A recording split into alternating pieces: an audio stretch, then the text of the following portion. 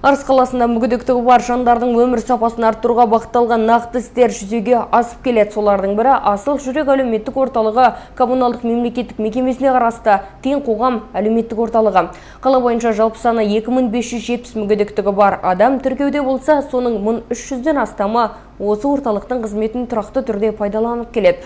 Бұл орталық олардың дамуына, қоғаммен байланысын арттыруға, рухани және мәдени тұрғыдан байи түсуіне жол ашатын маңызды орын. Орталықта күн сайын 20-30 мүгедектігі бар азамат пен бала тиісті әлеуметтік және оңалту қызметтерімен қамтылады. Арнайы мамандар, әлеуметтік қызметкерлер, психологтар мен педагогтер әрқайсысымен жеке жұмыс жүргізіп, олардың мүмкіндіктерін кеңейтуге жағдай жасайды. Сонымен бірге орталық базасында Braille әліпбиі негізінде оқуға арналған кітаптар мен 23 адамға арналған оқу залы бар. Мұнда көз жанары әлсіз жандар үшін арнайы бейімделген 180 дана кітап қоры жинақталған. Ал кітапты тыңдағанды құп көретіндер үшін 300-ден астам аудиодиск жетімді. Бұл қызметтер кез келген азаматтың ақпаратқа, білімге, мәдени ортаға еркін қол жеткізуіне мүмкіндік береді. Жалпы Арыс қалалық жұмыспен қамту әлеуметтік бағдарлама бөлімі 16 түрлі мемлекеттік қызметтерін ұсынады. Бізге бөлімге қарасты отбасын қолдау орталығы және Асыл жүрек әлеуметтік орталығы бар. Осының ішінде бізде мүгедектігі бар жандармен жұмыс жүргізетін осы Асыл жүрек әлеуметтік орталығы. Бұл Асыл жүрек әлеуметтік орталығының ішінде Тең қоғам және орталығы бар. Осы Тең қоғам орталығы тікелей осы мүгедектігі бар балалармен жұмыс жүргізеді. Жалпы біз айтамыз, выплатной деп айтамыз, орталық немен жалпы бізге тіркелген мүгедектігі бар азамат Арыс қаласы бойынша 2570-ге жуық. Соңғы мәліметтерге сәйкес, оның ішінде бірінші топ мүгедектер 172, екінші топ мүгедек 898, үшінші топ мүгедек бұл 1005 адам. Және де осы 18 жасқа дейінгі мүгедек балалар саны 495 тіркелген бүгінге. Осы әлеуметтік Тең қоғам әлеуметтік орталығы арқылы біз күнде 30-35 балаға дейін қызмет түрін көрсетеді. Онда балалар тегін массажын, өзінің жаңағы ИПР деп айтамыз, мүгедектігі бар әр бала енді әртүрлі денсаулығына байланысты несімен келеді, дәрігерлік несімен келеді, соған байланысты өзінің упражнениелерін жасайды, балалармен сол жерде ойын ойнайды, шахматы бар, дойысы бар. Сондай-ақ кітапханалар жүйесімен бірлескен Braille харпіндегі көзі нашар көретін балаларға кітапхана қоры да бар бізде. Солар жұмыс жасайды.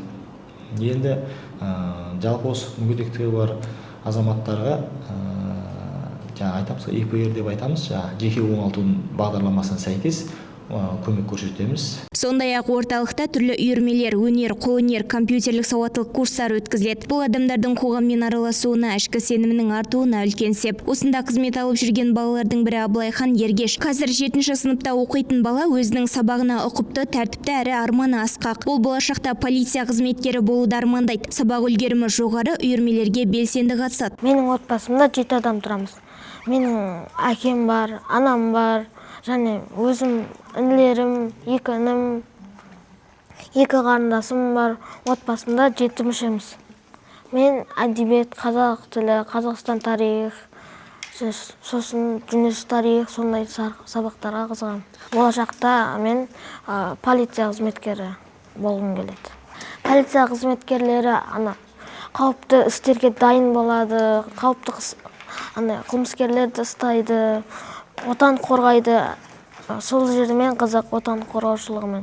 Апайым берген тапсырманы кәдімгі балдар сияқты дәптерге жазып, оқып, жаттап, солай сияқты орындаймын. Оның әлеуметтік қызметкері Нұржамал Әуелбекова Аблайхан туралы сөз қозғағанда өте зейінді, талапты, ынталы бала. Не істесе де ынтасымен кірсет деп жылы лебіз білдірді. Бұл орталықтағы қызметтің жүйелі жүріп жатқанын көрсететін бір ғана мысал. 10 жыл көлемінде болып қалды, мен осы 10 жылдай болды осындай балалармен жұмыс жасап жатқаныма. Қарамағымда 5 бала бар қазір, бұрын 6 болған, енді жасы келі 18-ге толған балалардың шығып кеткендері бар, сонымен қазір 5 баламен жұмыс жасап жүрмін.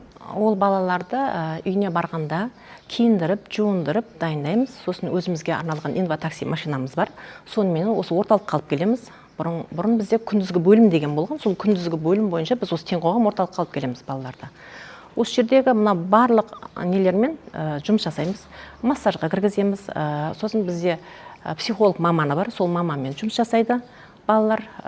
Және мына жердегі тренажерлармен балалардың өзінің шамасына қарай солармен жұмыс жасайтамыз. Оған да ЛФК мұғалім бар осы жерде, сол кісінің көмегімен ол жұмыста.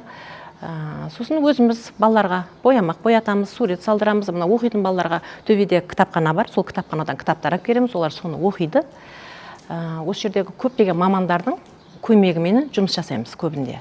Үйде де сол барғанда сол анасының көмегімен сол кісінің жасаған тамағын беруге көмек береміз. Үйдегі сабақ орындауына шамалы көмек береміз. Көбінде біз осы жерде болады, балалармен бірге.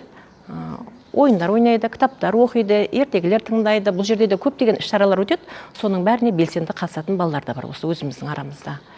Соның ішінде Ергеш Абылайхан менде көбінде қатысады. Махмудхан Әлмахан деген бала бар, коляскада отырады. Ол бала да сондай белсенді. Сосын Үбайда Дастан деген бала келеді. Барлық балдар осы жерге келгенді өте жақсы көреді. Бізде осы орталық ашылғанда біз де қуаныштымыз. Өте жақсы балалармен араласады көп. Сөйлеседі, көп сөйлемейтін балдар қазір жақсы сөйлеуді үйреніп келе жатыр. Абылайхан негізі өте сана сезімі жетілген бала, жақсы сөйлей біледі. Қай жерде қалай сөйлеуін, кітапты өте жақсы мәнерлеп оқиды. Сабағына өте үлгерімі жақсы. Биыл 7-ші сыныпты бітіріп 8-ге өтіп жатыр. Арыс қаласындағы тең қоғам орталығы алдағы уақытта да мүгедектігі бар жандардың өмір сүру деңгейін жақсартуға, жан-жақты дамуына бағытталған жұмыстарын жалғастыра бермек. Наргиза Төреқұл, Арслан Қарабай, 7-7 Ньюс.